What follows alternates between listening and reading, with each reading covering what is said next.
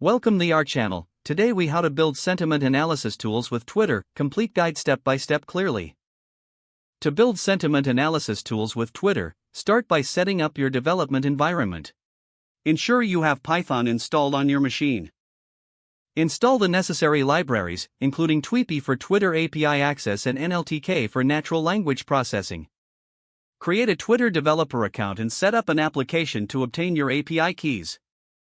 Store your API keys securely in your environment variables or a configuration file.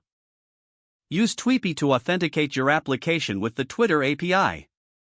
Write a script to fetch tweets containing specific keywords or hashtags related to your topic of interest. Process the retrieved tweets to clean the data by removing links, mentions, and special characters. Tokenize the clean tweets using NLTK. Use NLTK's sentiment analysis tools or a pre-trained sentiment model to analyze the sentiment of each tweet. Categorize the sentiment results into positive, negative, or neutral. Store the results in a structured format for further analysis, such as a CSV file or a database. Visualize the sentiment analysis results using libraries like Matplotlib or Seaborn. Create interactive dashboards or reports to present your findings. Test and refine your tool by collecting more tweets and evaluating the accuracy of the sentiment classifications. Consider incorporating additional features, such as real-time sentiment tracking or geographic sentiment mapping. Finally, document your process thoroughly to assist others in replicating your sentiment analysis tool. If the page does not load, refresh the browser or try again in a private or incognito window. Make sure you are using the correct email address, then retype it carefully to avoid small typos. If your password is not accepted, use the reset option and create a new strong password you can remember.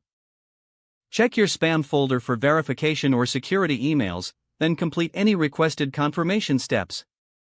Enable two-factor authentication if available to improve account security and reduce unauthorized access risk. After signing in, review your profile details so your contact information and settings are accurate. If you see an error message, note it down and try again after restarting your device and internet connection. Log out when you finish, especially on shared devices, to keep your account and payment information secure. If the page does not load, refresh the browser or try again in a private or incognito window. Make sure you are using the correct email address, then retype it carefully to avoid small typos. If your password is not accepted, use the reset option and create a new strong password you can remember.